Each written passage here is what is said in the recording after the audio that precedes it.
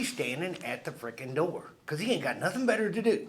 And if you're 5 minutes late, buddy, you're already in the shithole and you haven't even started your meeting. You see what I'm getting at? So you gotta, especially old people, you gotta be on time. So on time is 15 minutes early. Okay? Late is being on time. And they used to lock the door. Of course, you can lock these sliding doors. But they used to lock the door and say, screw you, you're not coming in. You know, you just missed the meeting and you're locked out of the information that you could have gotten. I'm a pretty good source of information. I've been doing this a long time. I haven't taught individual residential for quite a while. And I'm sure that the rules have changed somewhat. So Chris is playing the game pretty heavy. Joe's been playing the game. Leo's been playing the game. So anytime I say something that's a little bit out of line for today's, because I've been doing commercial for over 5-6 years, okay, and that's all I really do. I did one residential last year and one sixplex, and the rest of it was all commercial. And I'm semi-retired, so all I do is what Justin dumps on me that nobody else wants. He took over the company, what, 5 years ago, 4 years ago or something? Some time back. So he's your leader. I'm just kind of out in the shadows to help, okay? We're gonna start, I wanna start here. Newcomers especially listen close to all this shit, all day long and all week long. Because it's gonna help you more than you can imagine because you don't know what the hell you're doing, okay? Chris, people like Chris and Leo and Joe are gonna get something out of this, but they'll get a certain amount and you'll get a ton. If you wanna remember something, write the shit down because you won't remember it because obviously most of the time you gotta tell someone something 3 times before it goes through their head. Me, I'm a basket case when it comes to names. I forget names worse than anybody in the world. Me too. It takes me a long time to remember a name. And even if I associate the name, somebody leave there. I'm sorry. Leo, Just give me a break. You gotta warn me and I might say some filth. No. I mean, this is for my own like record anyway. Okay. It's not like public or anything. All right, well, that's okay. It takes me a while to remember names, so don't anybody be offended if I don't remember your name, because who just walked into basketball player? I can't think. I did play basketball back in the day. I remember that, okay, but I don't remember the fact that you got 2 letters you go by. Wam, something. Theo. Theo. Theo. All right, there you go. And I think you're thinking about me right now. He's a basketball player. are you on the basketball player in college? Yep. Okay. Yeah. All right. played college. Okay, well, I met you at the dinner or at the lunch. Yes, sir. Is that right? Yeah. Okay, correct, okay. Some of you guys have already had the opportunity to knock some doors. Here's what I want to impress on you off the get-go, okay? If you are an A personality, and if you're not self-motivated, you're in the wrong freaking house. Because I'm not gonna be around to drive you to go to the field. Nobody's gonna be. You gotta get your butt out of bed and go. When you get to your area, you gotta get out of the truck. Hardest thing to do when it comes to knocking a door. The more experience you get, because I think Chris just got a call on a lead, did you not? Yeah, it's one of my realtors. Okay. As you get experience in the game, you knock less and less and less and less doors. Simple as that. But off the get-go, you need business. You need what we call a book of business. Okay, and you gotta build that book, and it takes time to build a book. Pipeline. It's a pipeline. Good job. And I wanted to say this off the get-go, and I did not. Anybody has anything to input that's good, I wanna hear it, okay? Because you guys right now have field experience. I haven't had to do that in years. But believe me, I've knocked my share of doors. You got something? Do you mind if I get that pad right there to write stuff down? Yeah, or you can sit right here. That's why it's sitting here. Here's your bottle of water to go on. Oh, hell no, you were late, you don't get shit. Back to back. Anything else, sir? Amen. Okay. We're gonna enjoy this as well as learn something, we hope, okay? I didn't wanna ask you. I used to. Here's the thing, I don't blame you. I used to sit in a room like this and I'd say, anybody show me a business card and a pen and they get $50. And you'd be surprised at people that couldn't come up with the two. Now, today's world, everything's done electronically, so you don't need pens so much. So I can't do that anymore. And then some of you don't have business cards yet because you're too new. Am I right? That's what I thought. But Leo or whoever's watching over you from your end needs to get them ordered and ask for them. If he thinks You you're, got mine. do you? I was gonna say, and that's assuming we think you're gonna survive. This is a survival business and people fall off like flies. Okay? But a good rep in his second year should knock off an easy 100 grand. Okay? Easy. Okay? And a good rep in his third year, you're unlimited to where you can go. Literally, I think last year we wrote 3 checks that were above 70,000. Individual checks on individual jobs. So the money is there. You just gotta have the frickin' ambition to get out there and get it. And if you're not an A personality, and I say that again, and if you don't know what they are, look it up. That's your job. But if you're not an A personality and you're not self-motivated, you're in the wrong friggin' place. Just pack your bags and get on out. And you're not gonna hurt my feelings if you do. And that, my friend, is a good close. And we're not even into closings. Yes, sir. One job can change your life. Yes. Yes. One Change job. your lifestyle and life. And your ambition. Okay, so as a rep, you gotta realize there's a lot to learn. And you're not gonna learn it in the first year. We're starting you You're off not gonna from. learn it in your 4th or 5th year. No, you learn every day. And then they change. Manufacturers bring out different, they change styles. Let's put it that way. Codes change. International building codes change as long as city codes change. In insurance companies change. Everybody, the change is just naturally flowing. That's why we have on our phones, where our reps can communicate with one another. When they come up with something new, it's in Messenger. It comes in up in the Messenger. Somebody does something good, hell, you'll see a copy of the check. So everybody gets to boast and brag in the Messenger. And so you want to be in the Messenger because reps share their ideals through Messenger. I look at it every day. I comment every once in a while. Not very often. Just like I don't comment on Facebook. But that's me. You know, but I read it. So I know what's going on around and amongst you. So you have to set your mindset on growth. And you got to be willing to accept what you can make this year. But you can make what you're willing to make. Last year we had a first year guy that hit $1 million. First time in the history of the company. So it can be done. And that's, I say, $1 million in sales. Now used to, back in my day, you hit $1 million, buddy, and you were something special because nowadays it's half again as much each claim. Okay. We're gonna start out with what we want you all to do is write down on a piece of paper your goals. Nobody does this. We're gonna do it. We're gonna do it here, and you're gonna take it home. Now, what I want is I want you to write down a 30-day goal, a 90-day. Nobody needs to see it, and nobody needs to read it. Okay? A 30-day goal, a 90-day goal, a 6-month goal, and a 1-year goal. And I'll give you 10 minutes, whatever it takes, to write exactly what you'd like to accomplish in the next 30 days, 90 days. 180 days. Thank you. That's just for this company, or that's a general? Doesn't matter. You write what you want to write because you're the clown that's going to look at it later. And you're going to laugh at yourself because if you do what I ask you to do, I was taught this by C.R. Bard, which is a Fortune 500 company. And this is one of the first things they taught you. If a man writes down his goals and keeps track of his goals, he will be a lot more successful.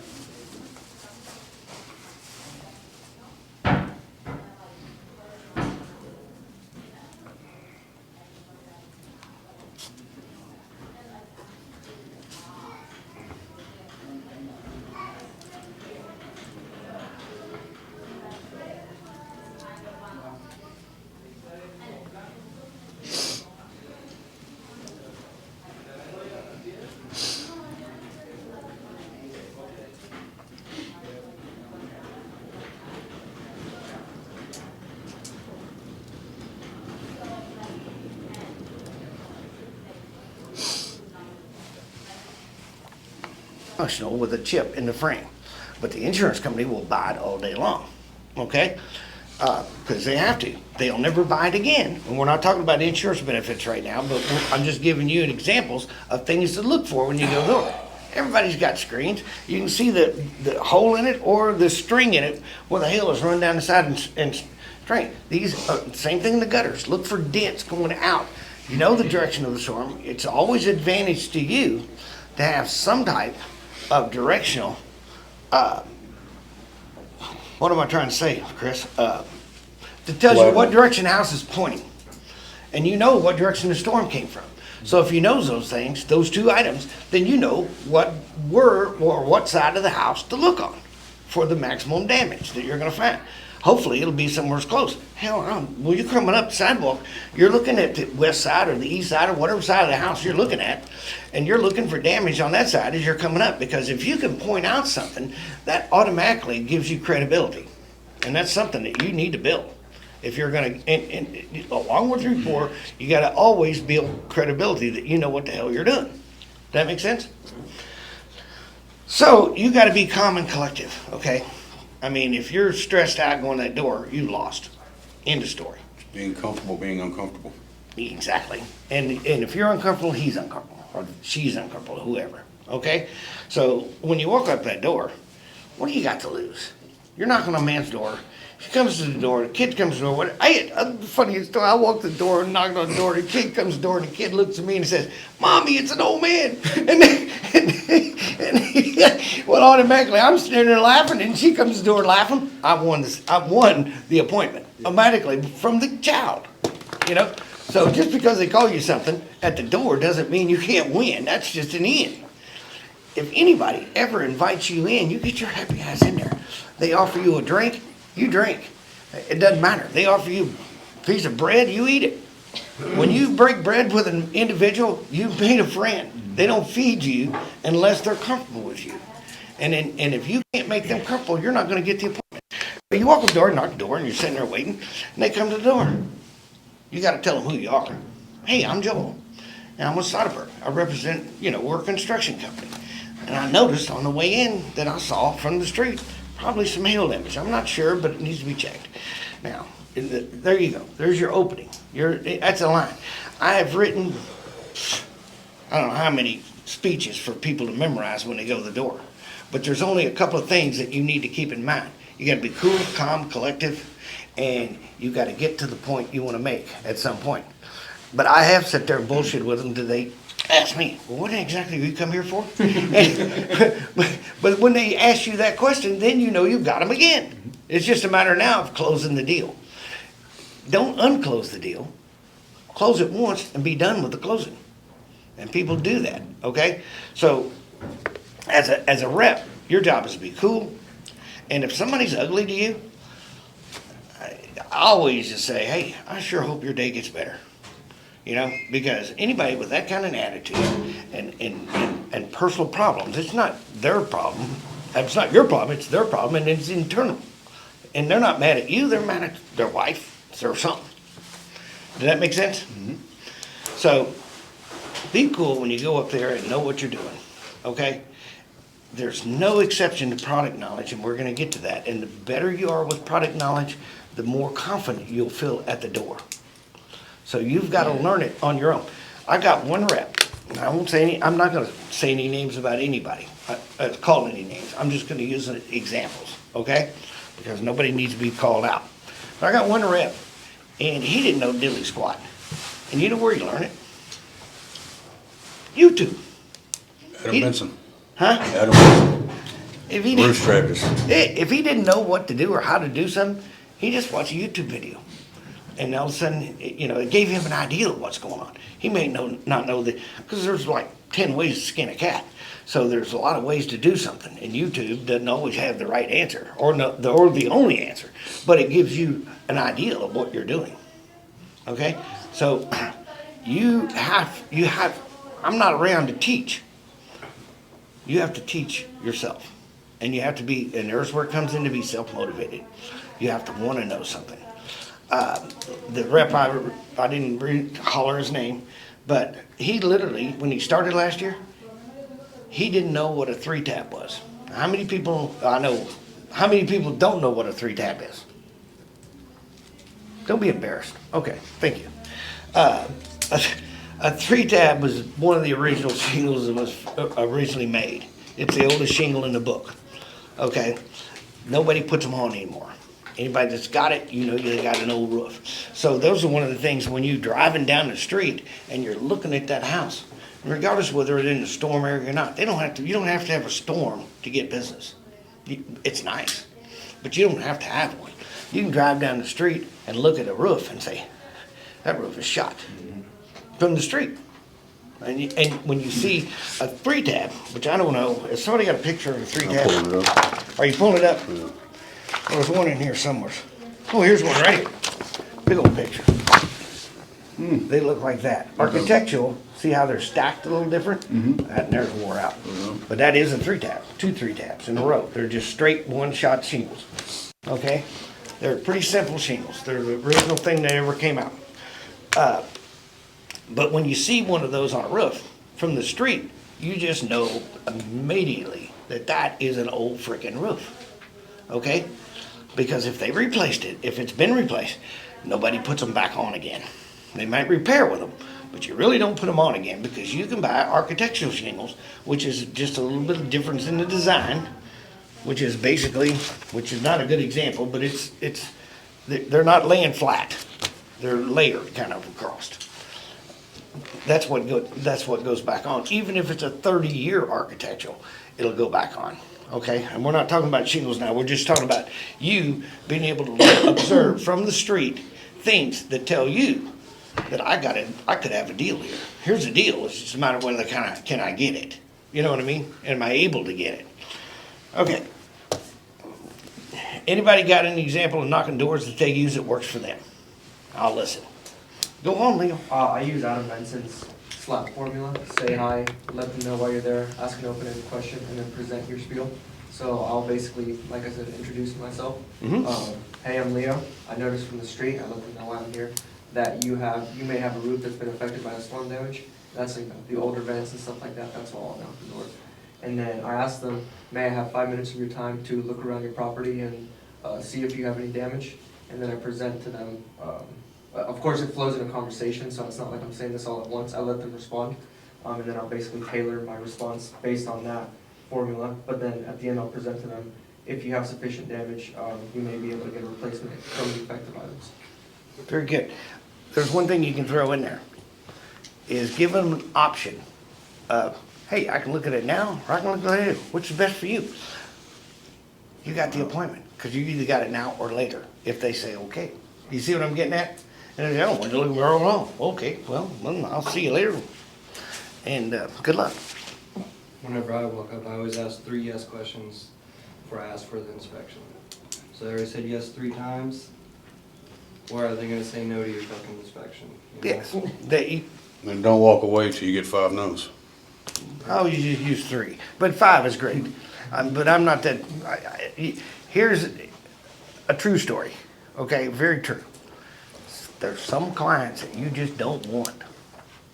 Okay, and if they're hard to get to begin with, they're gonna give you a punch list that long at the end of shit that they. I had a guy once that blamed me for a leak he had on the inside of his chimney when he didn't have a goddamn flue chase cover on. Okay, and that was on his punch list. You know, and I'm looking at him and say, hey, buddy, this has nothing to do with me. You might want a cap on top of your flue chase, you know, or fireplace flue chase. You see what I'm saying? And as water's running down, what's going to run down every time? Because it's got an open hole up there, but water can just run straight through. So, but that was on his punch list. But my point is the harder the client is to get, the tougher he's going to be to work with. Because if he's hard off the get-go, he's going to be hard at the end. So, and you got to look at it like, hey, we got to get along here. We're going to get along, and you look like you're easy to work with. I know I'm easy to work with, and I want to work with you. But the main thing is we got to get the appointment first, and that's what we're talking about, not closings. So be comfortable at the door. You gotta introduce yourself. That's easy enough. And I like Joe's 3 yeses, and I like yours. There's no right way to do it, okay? It's all right if you get the appointment. The ideal is, you gotta build that rapport between you and them, regardless of what it is. And, I've told this one before, and I think I've told Joe before. I use this one so many times that it's pathetic. You go up there and knock on their door, and you turn around and just have your back to the door. And you're just standing there playing with your phone or whatever, you know. And when they come to the door, you jump like they scared you. And you just say, hey, hang on one second. I gotta reach down and get my heart and put it back in. And then you'll get a grin out of them every time. And the old story goes back to, if you can make them laugh, you got them. Okay? So it doesn't matter what you do or how you do it or what approach you take at the door. The ideal is get the appointment. I walked to a door one time and the guy comes to the door and I hand him a card. He looks at it, he says, I don't need one of those, I got a stack of them on the inside.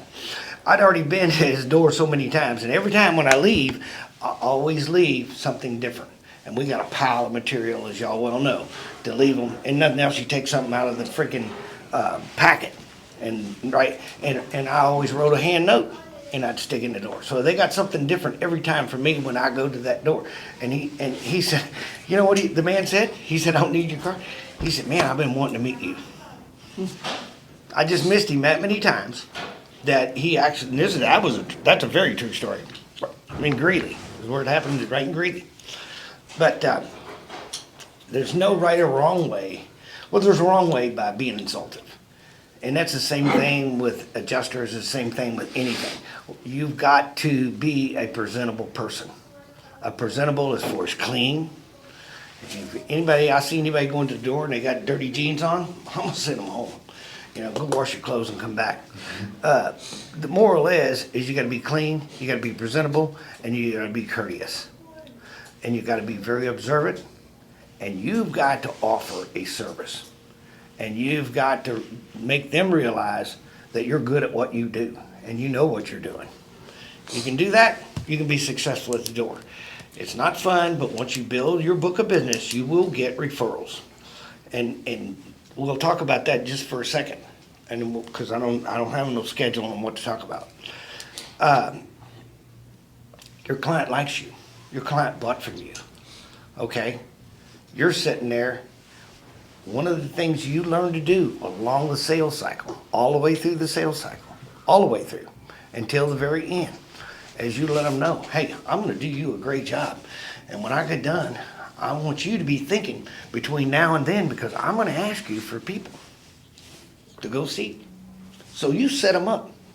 You set them up for the kill, you know? Set them up for referrals, set them up for Facebook and posts and reviews and. Yes, all the way through. And you start at the beginning because they're never going to be any happier than when you finish putting their new roof on.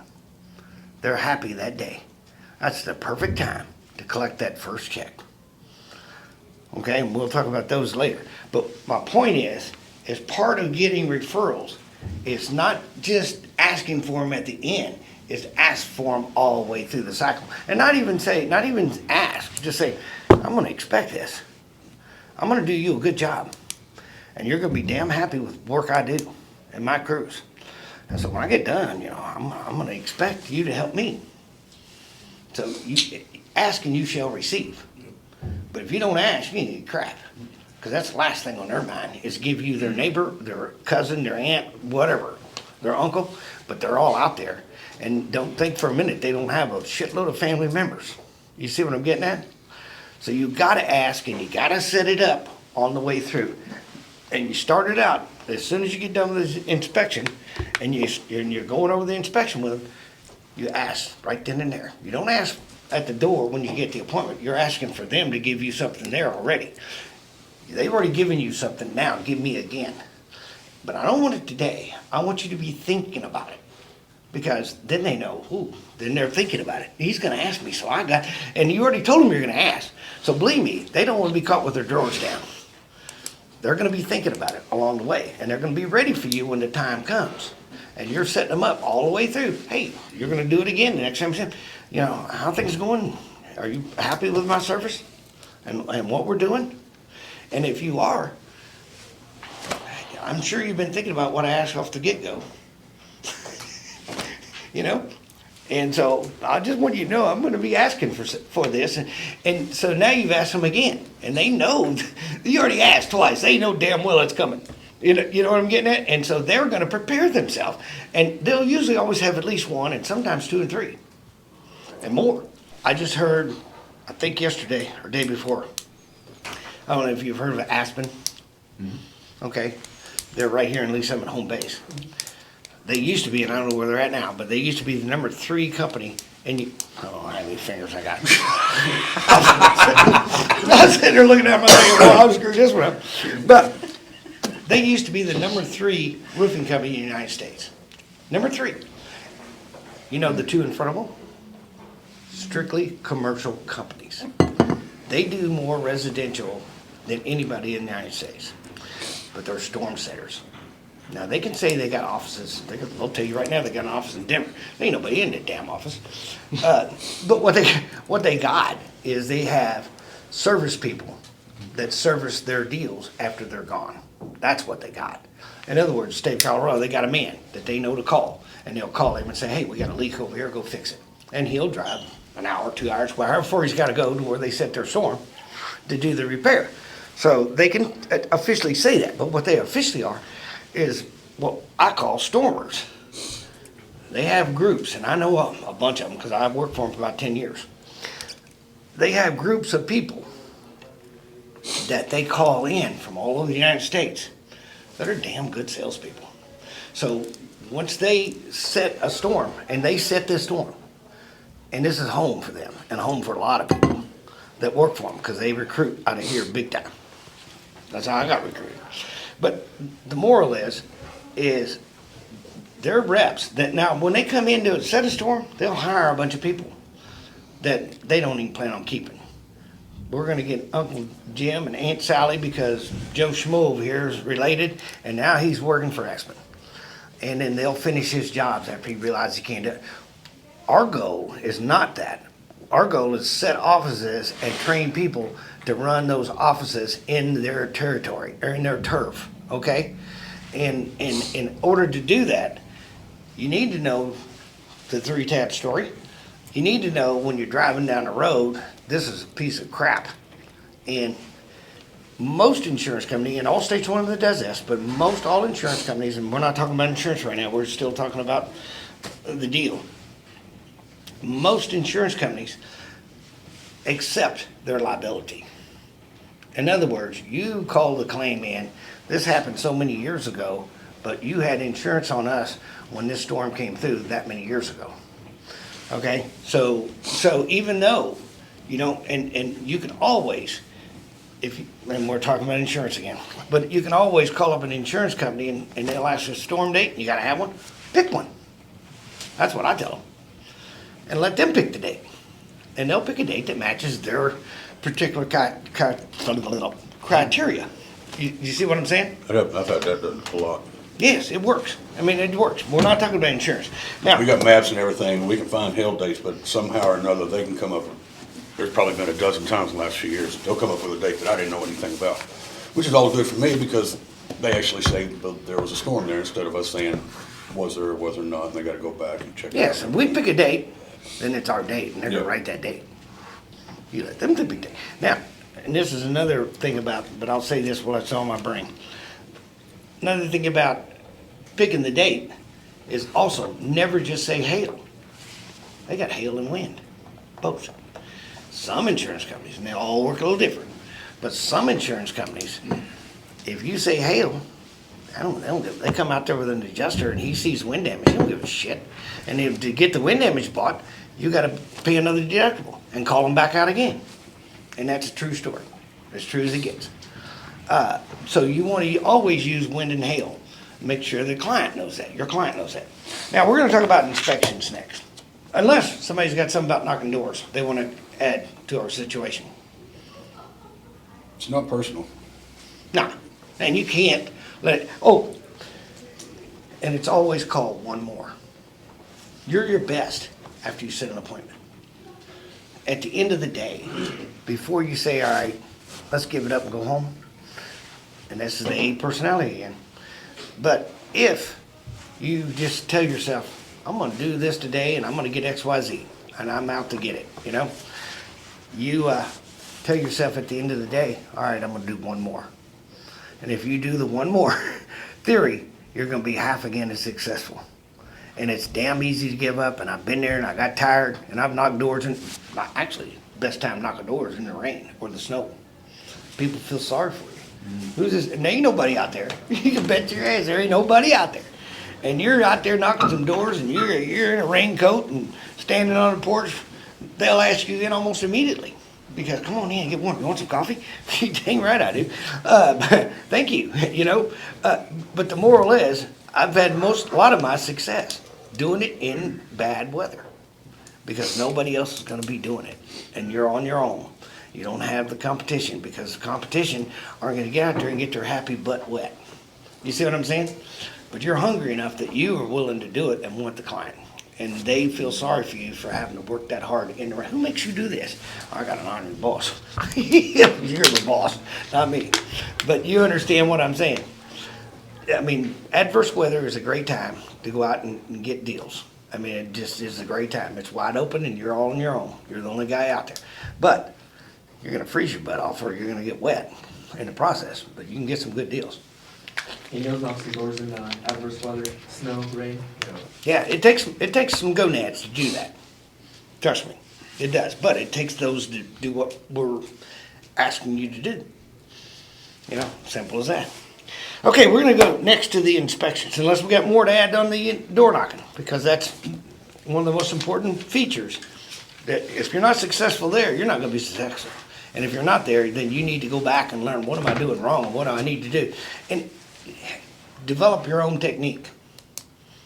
Being calm, observe everything around you, including whether they've got a roof, whether or not you see visible damage.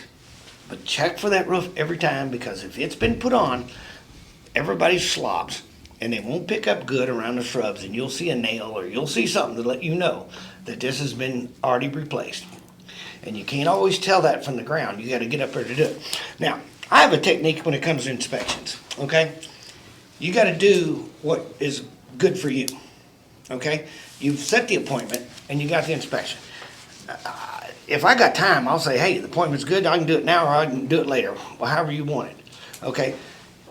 If you do it now, you don't go over your inspection with the individual. You go over it with the couple. The woman is usually the boss, real or not. That's the case 90% of the time. But make one decision without the husband involved, and you could be kicked out that door so fast to make your head spin.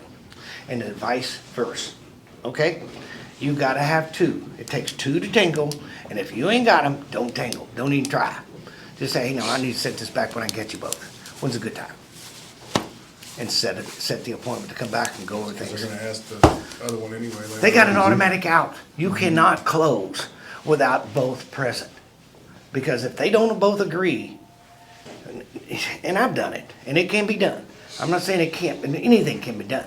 But the odds of you winning without both present is really just beat all to hell. Does that make sense? Okay, now, inspections. When I do an inspection, I'm gonna go through my inspection, and then you all can set your own pace at however you like to do it. First thing I wanna do, and I already got my appointment, I'm doing my inspection, I'm gonna take a picture of the house. The reason why I'm gonna do that, because I got the house number on it, and when I run back through, not only that, this is where I'm starting, right? I go counterclockwise, and I start at the front, and I start down at the base. And I'm gonna go counterclockwise around that house, okay? I'm gonna look when I'm going around for screen damage, window damage, siding damage, chips in the paint. Fascia. Fascia damage. It gets damaged really quick because it's sticking out there about yay far, and if it's facing the storm and it's got metal on it, it's gonna get beat up. Simple as that. But even if it's not, it'll have chips in the paint. Your railings, when you're walking around your porch railings, they're 16 to 5.5 inches wide, but they'll have chips in them. Okay, and you're looking for those things. Green wood. I'm sorry. Looking for green wood. Yeah, and a paint chip is something you gotta learn different from a flaky chip. Okay? Now, Chris, thank you very much. My brain went dead. It goes dead all the time. What he's saying there is fresh wood. When paint chips off, eventually the wood turns a little gray, right? But when hail hits it and it chips off, you got a fresh piece of like wood with gray around the edges. Does that make sense? That's hail damage. You can get railings replaced by chips. A lot of times they'll want you to sand them down. It's just another job, okay? My point being, or replace them, either one of the two. You're walking around the house counterclockwise and you're looking for this kind of damage, right? Don't pass up the AC unit. The coils, the older coils, all they have was a little wire mesh with little holes about that big going around it. The newer ones got metal grates on them that are a lot tighter than that, where they don't get damaged as much. But you'll find a lot more old ones than you will new ones, and you will find indentions. And the coils on an air conditioner are like on a radiator, only not nearly as strong. Okay, on a car, everybody knows what those look like. Air conditioners, the same thing, right? They'll flatten them out, and that's called a cone, but that's also called for service. So they'll put that on there, and when the ACE guy comes out and services it for you, his job is to do what they call comb it, which is basically taking according to the air conditioning unit, because they make a lot of different teeth on their comb, go through there and put it in and just wiggle it and straighten out the fins. That's all more that he's doing. But at the same time, he's looking for permanent damage. Okay, and you ask him to comb it and service it at the same time. Okay, when he comes out to service it, he'll check to see if the unit is working properly. The difference between the two. Like Clay said, Yeah, chairs outside. that's a good Grills, The rule of pools, the hot rule tubs. of the thumb is this. Okay, if it's attached to the house, it's real property, and if it's not attached to the house, it's personal property. When the insurance company pays, they write an individual check to the homeowner for personal property. It won't be in the insurance check itself. That'll be for real property, which is anything attached to the house. Now, fence, usually they're all attached. When it comes to inspections on fences, if they have not been stained, you're not gonna get anything bought. But if that fence has been stained and you can see a speck on that fence where the hail has hit it, they'll pay to stain that whole fence all the way around. It's not hard to find a dumbass to come out there and paint that fence for you, okay? We got tons of them. I painted a few myself when I couldn't find anybody and need to get it done.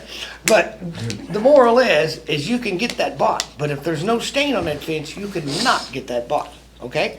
So you do your full rounds around, and like I said, I go counterclockwise. And the reason why I do that is simple. When I go back to now, old would be company cam, which we are not going to be using that anymore. Yeah, we are. You know, what's the company we're using? No, We got company camp. We're going to Eculinks. AccuLinks. Giddy AccuLinks, Up. which was last Friday's training program. AccuLinks, we're going to AccuLinks, which we're getting ready to Giddy Up, which we'll have Giddy Up for a while because we're going to need it. But you go to AccuLinks and go back through it and look at your pictures you've taken that automatically load up into AccuLinks, as opposed to having company cam and going back to Giddy Up and putting them back together, load them across or whatever you call it. If you do the inspection, this is where I was going with this story. If you do the inspection counterclockwise or clockwise, whichever way you do it, as long as you do it the same way every time, when you're looking at your pictures, you know exactly how you went around that house. Now, it's important when you're going around that house, you took a picture of the front to get the house number, and you documented any damage you found with your camera. Then when you're coming around to the other side, take a picture of that side next. And then document anything that's damaged on that side. If there's no damage, don't take any pictures. That way, when you were looking back through company cam and refreshing yourself on what you've done, you know immediately I went counterclockwise, and you know immediately that this side doesn't have any damage because I didn't take any other pictures. So you can refresh yourself really quick going back through your job, because you inspect 10 and they start to blur and you forget what you've seen and what you've done. So a good inspection will have 40 photos, okay? Or more. Okay, and it doesn't cost any money to take extra pictures, if you're wondering. You can't take too many pictures. You Costs cannot. money to go back though. I just did a salvage place, and it had, well, it had a shitload of buildings, but it had 6 pretty good sized buildings. Several of them had to have a 60-foot, 50-foot bucket lift to get me up on them. The reason why I'm telling you this story is, I took 214 pictures of those 6 buildings, just less than 2 weeks ago, okay? You can't take too many. Chris said it proper. An average Okay. inspection, you're looking 60 to 90 pictures. Yes, on a good inspection, if you do it right. Okay, so we've done our grounds, we've gone around, we've taken good pictures of the AC unit. Okay, if you see any, and if it looks like there's a ding in it, they'll pay for it. I mean, it could have came from a rock on a mower. You see what I'm saying? They don't prove that, they can't prove that, I can't prove that, we don't know any different. Okay, they're not gonna even try to prove it, they're just gonna buy it and pay to have it combed. So it doesn't take much to get an air conditioner combed. 1 or 2 dings is good enough, okay? So don't look at it like, well, there's only one little ding in it, we don't mess with that. No, you've got a combing, okay? So we've done our grounds, we've taken proper pictures, and while we're on our grounds, we've taken individually. And it's better to scope out what you see as damage that is personal property. Don't matter, you know how many people got ducks or whatever sitting around statues? They get broke. All those little old lights that you stick in the ground, they get damaged easy, okay? Your playground, somebody said it a while ago. I don't remember who said it. But your playground equipment, it comes stained, okay? So you find marks on it, and they're gonna pay to restain that thing. Will the homeowner ever do it? No, but you know what you've done by doing this good job on inspecting? You've just covered the frickin' deductible. Right. And it's illegal for us to say we're gonna cover your deductible, but it's not illegal for us to go out there and find a deductible in the yard. Chairs, you check everything around that house that's visible that they've got outside that's set through that hailstorm. Okay, now they won't pay for, they will, if it kills a tree, they'll pay for it, or a plant or something, but they don't pay for plants. So then the gardens are gonna get tore to hell. But they're gonna have to live with that. You're just not gonna get as many tomatoes this year or whatever. As simple as that. But, anything that is real, well, I've said real, personal property, take a picture of it and document it. And they'll get a check. And when you close, which is, we'll go through in a minute, when you're closing, that is part of your closing as a service to them, the personal property that you have found that needs replaced. And what you tell them at that time, look at all this personal property. What you need to do is get back on, what is it, Amazon or wherever you buy crap, and look it up and put a value on it, because that's the first thing that adjuster, when he gets there, is gonna ask for. He's gonna ask, well, what's that worth? They don't have a clue. But if they look it up and they got some document, here's this and here's this and here's what it costs on Amazon, they'll just automatically take it. Never pass up a good barbecue grill. I got more grills given to me. You get that, what they say, and I'll give you that one. And yeah, boy, that's a challenge in itself. They are stainless steel, most all of them. And if you look at them really close, they're easy to see a ding in them. They're gonna replace the grill. Okay? They're gonna do it for you. And that's, again, personal property. So it's not so much you're one to tally up what you're doing, is covering a deductible. Okay, now, what we're gonna do is get our butts up on the roof, right? So, does everybody know how to set up a ladder? Okay, well, we're gonna do this, again, my way, and you can do it your way anytime you want to. But I have my toes in the base of the ladder, and if my ladder's at the right friggin' angle, it'll be about an arm's length out, and I got short arms. So mine's a little steeper than yours is gonna be. But the more or less is from your toes at the base of the ladder and your arms out, you got your ladder sitting at a pretty good angle. Always put your ladder next to a valley if you can. It's a lot easier to go up a valley than it is straight up a slope. And you're not as nearly apt to get hurt. According to OSHA, your ladder should be 3 feet above the gutter, okay? Which would be 3 steps, okay? Because each one of your ladder steps equals a foot, okay? So, that's OSHA standard. Nobody's ever been caught on that one. But you want enough so that when you're getting ready, hardest thing to do is come down.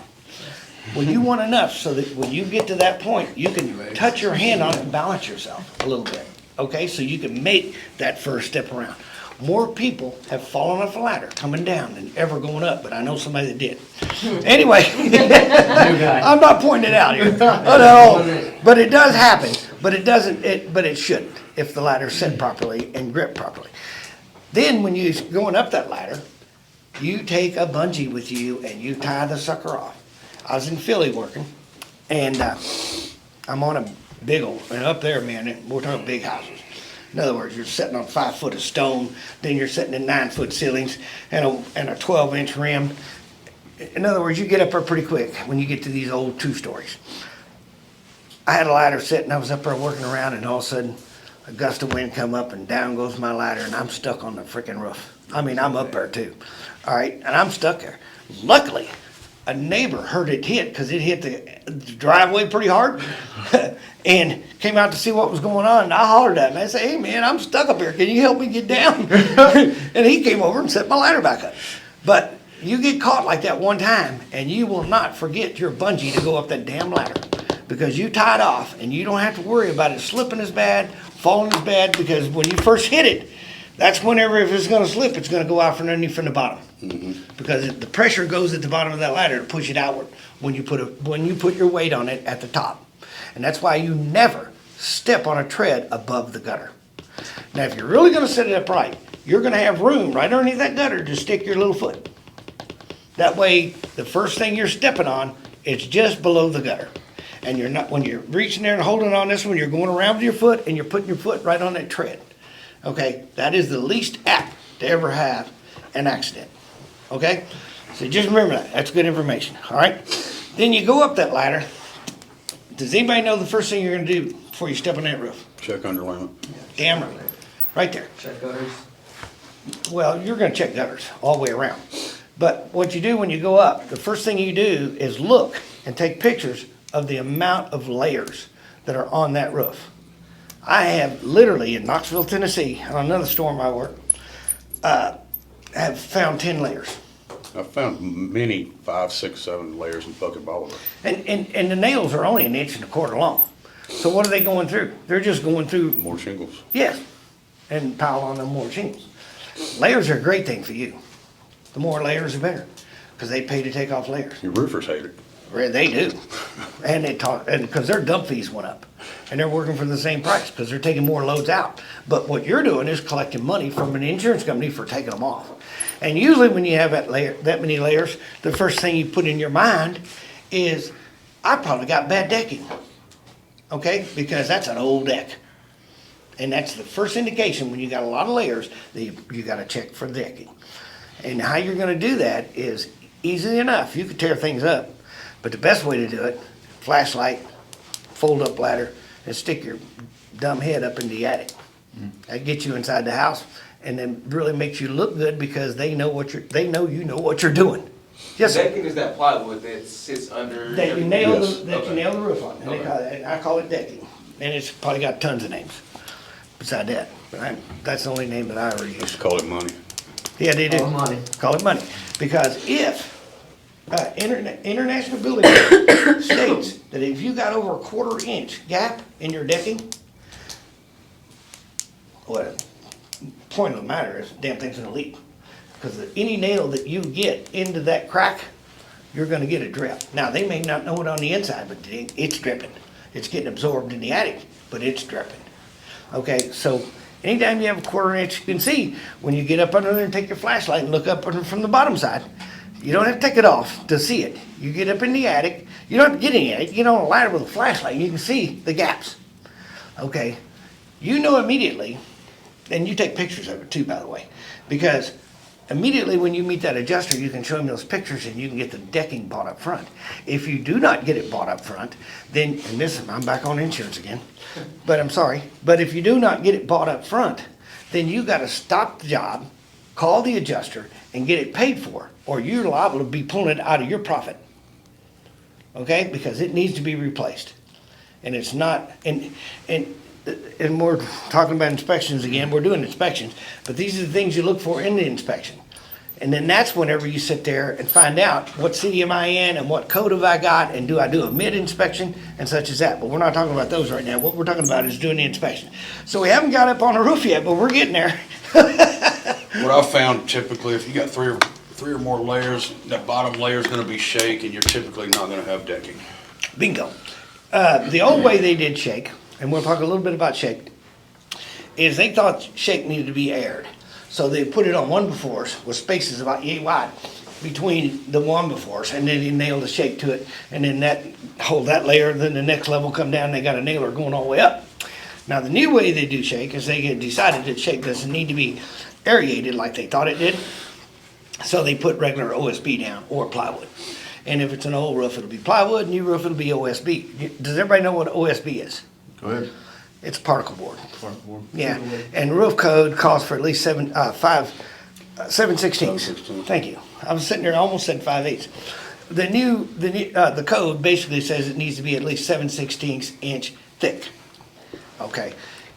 There's nothing wrong, but you've got to be honest with the insurance company. But there's nothing wrong with overlaying decking.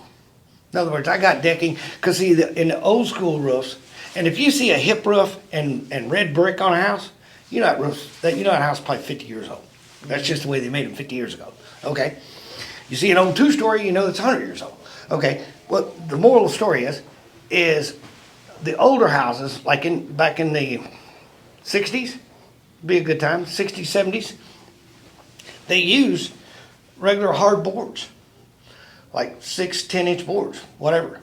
And they run them down through there. Well, if you ever seen a deck, and a new deck, they butt them off the get-go. And after it weathers for a year or two, you start getting gaps in it. The board shrinks. The same thing happens on the roof. They put those boards up, and as time goes on, they dry and they shrink. Hence, gaps. They butt them off the get-go, but they don't stay. And so, hence, that's why you're up in looking, and if you know the age of the house, you'll know I need to look at the decking, and if you'll look through the attic, it beats tearing off the shingles, because homeowners are not happy about getting their roof tore off before they got material. You see what I'm getting at? So, you're looking for the gaps, and you know the code, which is a 1/4 inch, right? So, take your pictures, and you know when the adjuster shows up and you meet him, you're gonna be able to sit there and say, hey, We gotta get in the attic. yes, we're gonna have to redeck this. If you wanna look in the attic, go ahead. I've already looked, and here's a picture. And they'll either take your word for it or get up there and look. And who cares which one they do? But the main thing is, you get it bought up front. And that way, it's delivered with the roofing material, and all your material is sitting there, so, and your roofer knows, I gotta redeck, because he shows up to look at it, we're gonna put a roof on today, ooh, good, got real in there. Got a bunch of OSB sitting there, it means we gotta put decking on this thing. And they'll go right over top. There's a difference in the cost for an insurance company for taking it off, because there's 2 ways to do it. Take the old off and put new on. You never wanna do that. You wanna just lay your OSB, which is 7/16, by the way, on top of what exists, but you gotta do the whole thing, because you'll have different levels if you don't. But if you need decking on one slope, you're gonna need it on the whole roof. And the old wood that was originally put on had knots in it, and the knots have a tendency to chip out. So you'll find gaps yay wide, and not only knot holes, but they'll just break off. You see what I'm saying? Into the attic. You never really want, on a redeck, you gotta watch for a couple of things, especially if they're using their attic for storage. Because roofers, don't matter how good they are, they're gonna get debris down in there. So 2 options, whether you're gonna get up there and clean the mess up, or they're gonna get up there and clean the mess up. I prefer them. But you gotta let them know, hey, I need you to get up there and tidy up this attic, because he stores up there in one area. And all of his boxes will be covered with crap. You get your guys up there, put tarps to catch all that shit. Bingo. Very good, very good. There's where I was going. Either do it up front, or somebody's up there with a broom and a dustpan cleaning up, and you're never gonna clean it up right, and the homeowner's never gonna be quite as happy. Because you've got crap all over his Christmas decorations or whatever. That's what's usually up there, or stuff they're never gonna use. You can look at it like this, that decking just got you another $1,500 check. Yes, easily. in your pocket. Yes, it is expensive, and it raises the bid probably 5,000 to 7,000 according to how much. And you're looking at 30% and 10% of that's yours. So just do the math. But my whole area of thought here is during the inspection is determine these type of items, and you know immediately when you see an older style home. Newer style home, you know it's OSB, and you're not gonna have a decking issue. There's been lots of studies and lots of debate over whether or not after you put 3 roofs on, whether your OSB is any good or not. That has never been proven, so take it off, put your synthetic felt down. And there was a picture in this book that was the sorriest picture of felt I've ever seen in my life. I don't know if you guys saw it, but it's wrinkled and all that kinds of things. And if it's put on right, it's stretched out nice and tight and put down. Okay, they have in today's world for installation nail guns. I used it on that big project in Loveland. I did a 3-story building, about 135 units in Loveland last year. And we had nail guns that nail plastic caps. I personally do not like a roofer that uses staples. That's me, okay? But staples are allowed, okay? That's installation. We're not talking about that. We're talking about inspections. All right, I'm good. I get off track too many different ways. Too much shit running through your brain. We're up there now on the roof, right? We know the direction of the storm. We know which slope is going to have the most damage, and we know which slope is going to have the least because the storm came from the east. That's why I said I keep messing it up, but your directional deal in your truck or your phone is important for you when you're doing your inspection to know what direction the house is pointing and know what direction the storm came from. Okay, anytime you're wondering where you're at, satellite dishes are always facing south. Always. You see a satellite dish, you know that's south. Okay, immediately. Okay, you know your storm came from the west or the Fuck, north. I didn't think about that. What's that? I've never thought about that. Oh, really? I've been on the fucking roof. Where the fuck am I going? Where am I at and where am I going on? But if you know your direction of the storm, you see a satellite dish, you know where it's pointed, and you can sit there and get your bearings that way. But if you know them before you get on, it's easier, right? So you're getting up there during your inspection. All right, now, all of the insurance companies, we're not talking about those, but for inspection reasons, all of them have different quotas. All of them. Example, Allstate used to be 12, I think they dropped it to 11. State Farm, but they'll also change them per storm.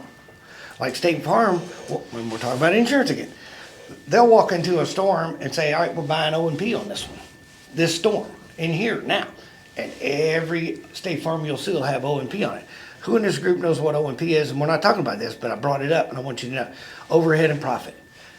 Normally it's 10 and 10, as far as 10% and 10%. So if you got a $100,000 claim, you got $20,000 for the O&P. That is money in your pocket. Okay, so you always want to get it, but you're never going to get it most of the time unless you really have a good reason. And we'll go through that later. We're doing our inspection, right? And we know we got one slope going and one slope that's not. Start on whichever one you want to. And your objective of Everything that you need to fix that.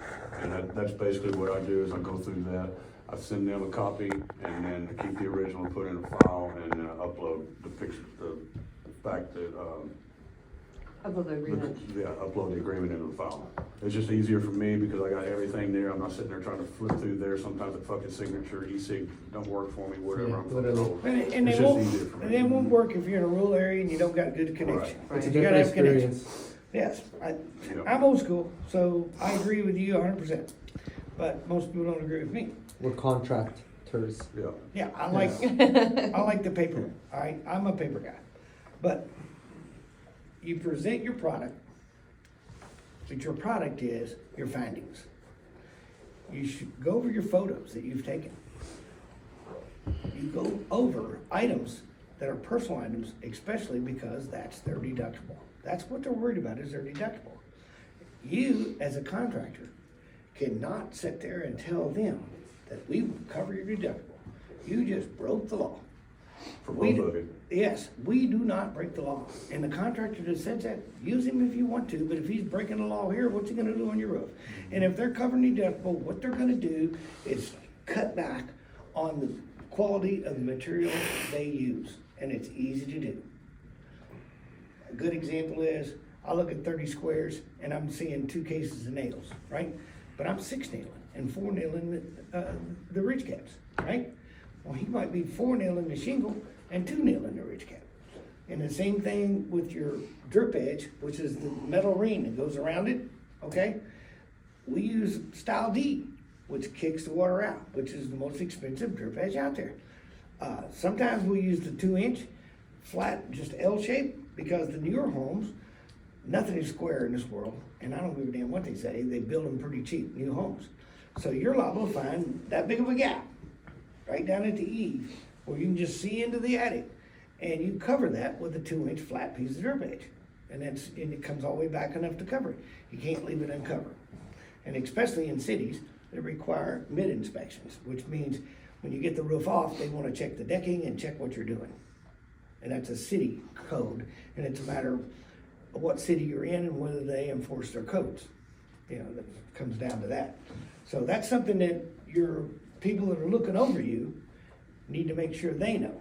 So we're coming to the close, and we got our pictures, and we're going through our pictures, and you're sitting there BSing with them.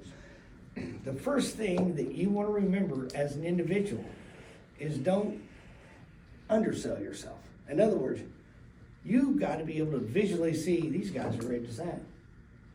And once you see they're ready, there's no time like then. Because if you keep talking, you might just talk them right out of it, and you don't even know it. You've gotta be able to visually see that these people are in, and I can tell they're in, and they like me, and they trust me, and the easiest close in the world is you got the pen, you got the contract, just pitch it over there and say, all I need is your signature, and we'll get this show on the road. And shut up. The next guy that speaks loses. Period, end of story. Shut your damn mouth and wait for them, because they'll look at one another immediately, and they're making their decision right then and there. Are we going with this guy? And you get the deal. Now, once you get the deal, and you set it over here on the side, because you got your signed agreement, then you cover any other questions they may have, or concerns. I wanna hear them all. Because if you don't hear them all, they're gonna come back and hit you in the butt later. Okay? So get them out in the open and cover everything that they've got for a question. You can't close something unless you asked. And it's kind of like when you're going out knocking doors, the hardest thing to do is get out of the truck. Well, the hardest thing to do in a close is to ask for the order. You got to ask for them to say yes or no. And how you set the table when you ask is you set it until you think they're ready. Then you stop. Because you'll unsell yourself, just beer and shit. And then they'll start wondering. And when they start wondering, that means they're not ready to sign. You don't want them wondering. What you want to do is you want to get the sign that these guys are ready. And you, on your own, are the only person that can see that sign, because you're sitting there gonna ask for the order. And whenever you see that they're ready, you ask for the order. And shut up. Because the guy that talks first is the guy that loses. Obviously, one of the two are gonna be ready. Maybe both, but one of the two is gonna be ready for sure. But when they start looking at one another, they're making the decision then and there. Are we doing this or not? Okay? That's as simple as it gets in simple terms. Now, getting to that point is critical. Okay? How do you get them ready?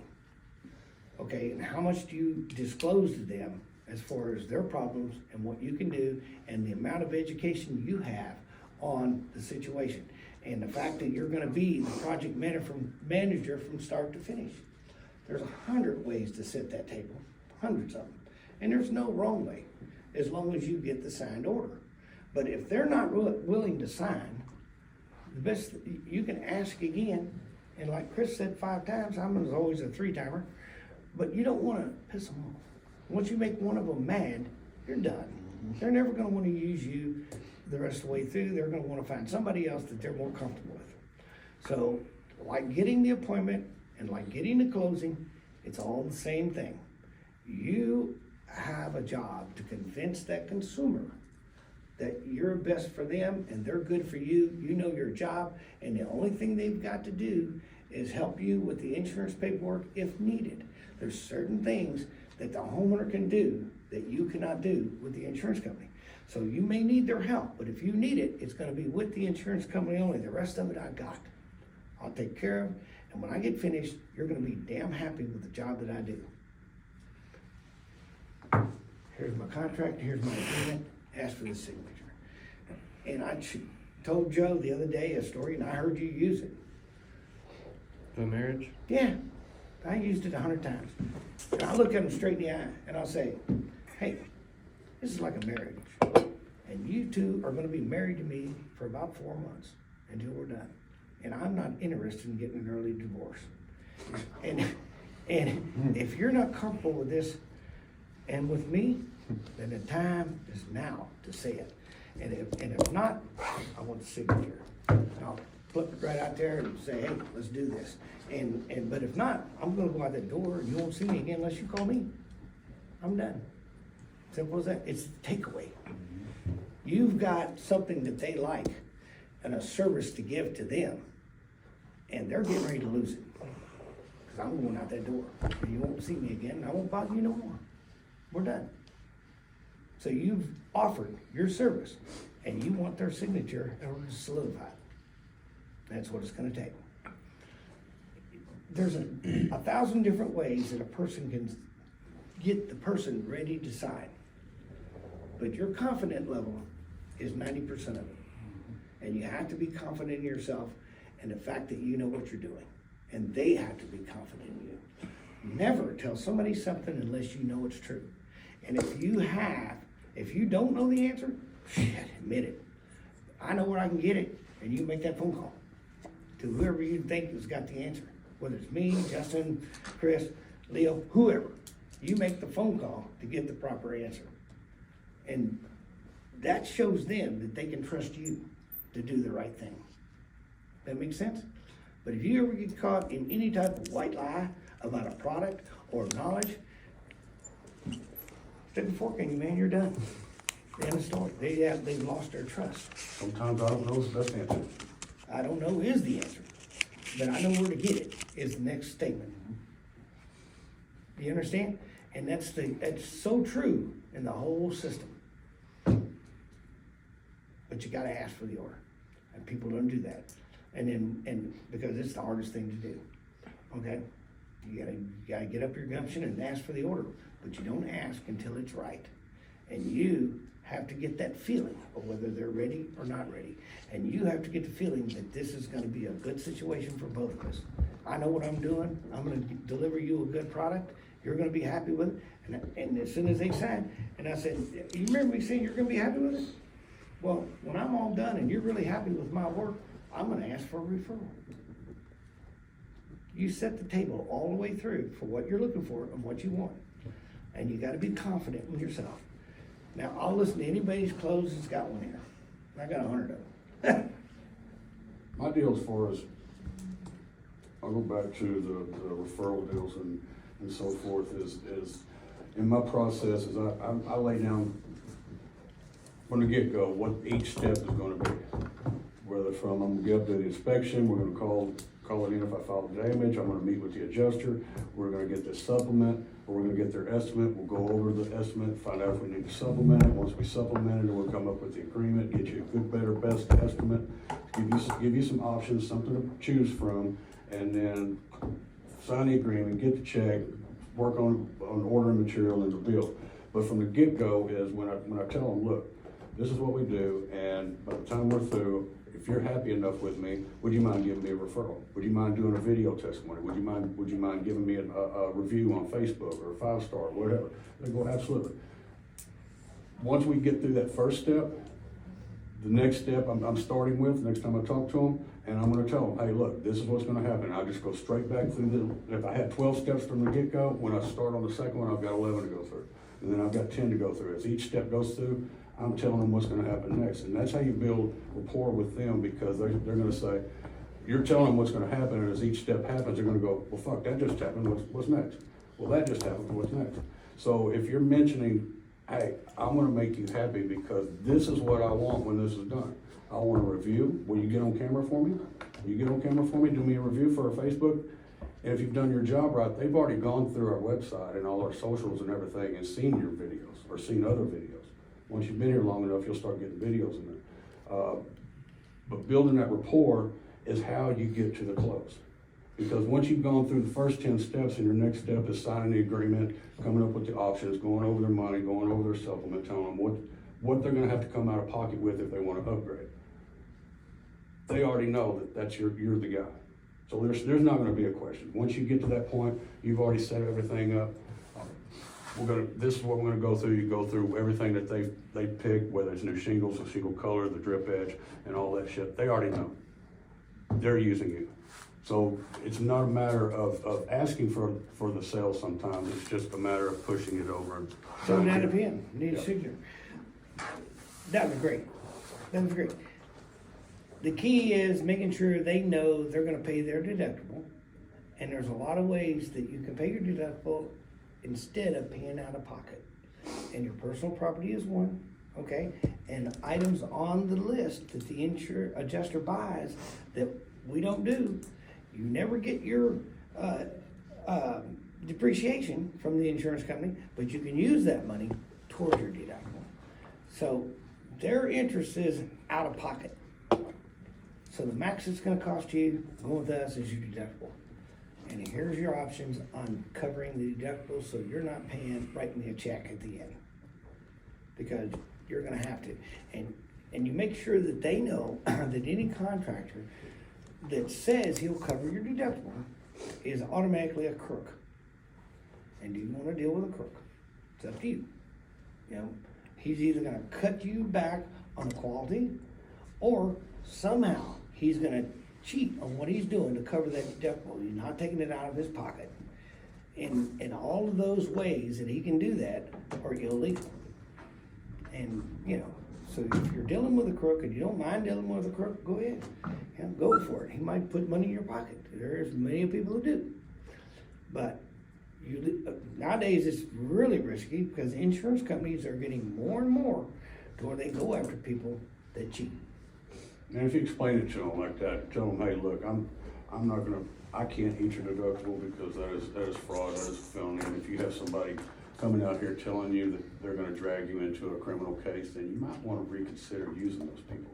You don't have to use me, but I would seriously reconsider about using them. And nobody's gonna drag themselves into a criminal case. It doesn't happen very often, but there's always that chance, and if they think there's a chance, they're not gonna do it. But you're not really selling the company. They don't know nothing about the company. They already looked us in and they know we got A ratings. Okay, you're not selling the company. You're selling yourself because you're the guy that's going to be working with them, and you got to sell yourself to a point to where they're comfortable with working with you. Once you get that done, don't unsell yourself. Ask for the order. It don't matter what. It comes in different stages, but don't sit there and wait when the time is right. Don't hesitate. Toss the pen down. Say, I need your signature. And you'll be surprised how often you get it, but just stop it right there and just wait. And you'll get more than you lose, a lot more. I was like a 95% closer. So the moral is getting those deals is what puts money in your pocket. You earn the deal and you've earned the job, but you earn it. You don't just walk in and get it. You've got to get them in a position where they're comfortable working with you. And part of your closing has got to be disclosed to them. Look, well, I'm not going to eat your deductible. Anybody says they can is breaking the law, okay? Or will is breaking the law. It is the law. Texas just tightened up on it in their agreements on what they're allowed. They're making the contractor liable for walking in and saying things like that. So the laws, the state laws, and the insurance companies and everybody else is getting tighter and tighter on this. Much tighter. Insurance companies are tired of paying. And in these books, it'll show in there the percentage of claims, and close to 50% of the percentage of claims are hail and wind.